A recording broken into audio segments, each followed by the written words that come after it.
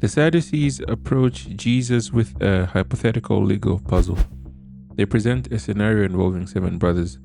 The first marries a woman and dies childless. The second marries her and also dies. This continues until all 7 brothers have married the same woman, who also eventually dies. They ask, Therefore, in the resurrection, whose wife shall she be of the 7? For they all had her.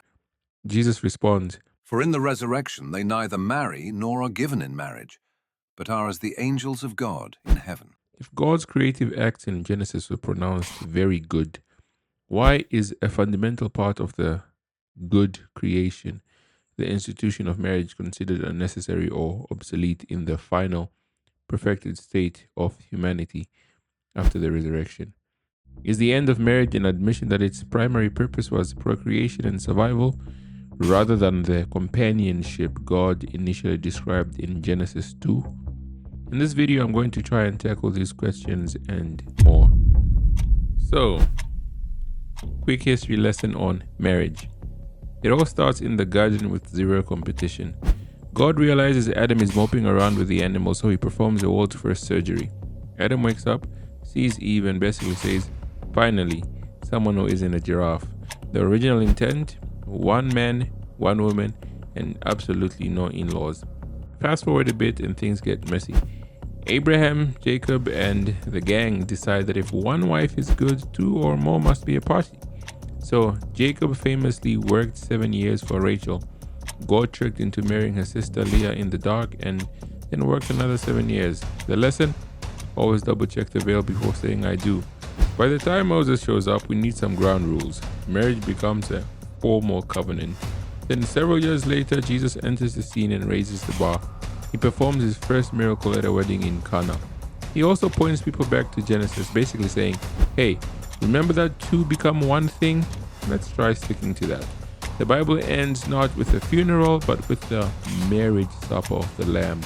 History closes with a massive celebration where the church, which is the bride, finally unites with God. So basically, happily ever after. Summary: we started in a garden with a couple, we end in a city with a wedding feast. That said, it turns out the till death do us part clause is actually pretty literal. Some might say the reason there won't be any marriage in heaven is twofold. Number 1, on earth, marriage serves a pretty biological purpose: be fruitful and multiply. Since heaven isn't exactly dealing with a declining birth rate or a need for heirs to carry on the family name, the biological hardware for marriage becomes obsolete. The logic? Procreation is for people who eventually die. If nobody dies, you don't need to keep making new people to fill the seats. Number 2, remember how Paul said marriage was just a metaphor for Christ and the church? Well, once you're hanging out with God in person, you don't need the metaphor anymore. Much in the same way some festivals in the Old Testament pointed to Jesus dying for our sins on the cross. If you've been following the plot, the takeaway is pretty clear. Marriage is a temporary internship for an eternal position. Earthly marriage is a high-stakes, limited time only training ground designed to teach us how to love, sacrifice, and forgive someone who breathes too loudly or steals the covers. The big picture: it was never meant to be the destination, it was the GPS.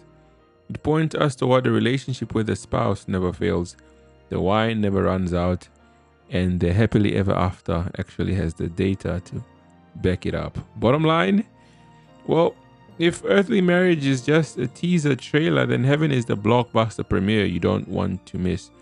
We should strive to get there because it's the only place where the happily ever after isn't a fairy tale, but a permanent upgrade. What do you think?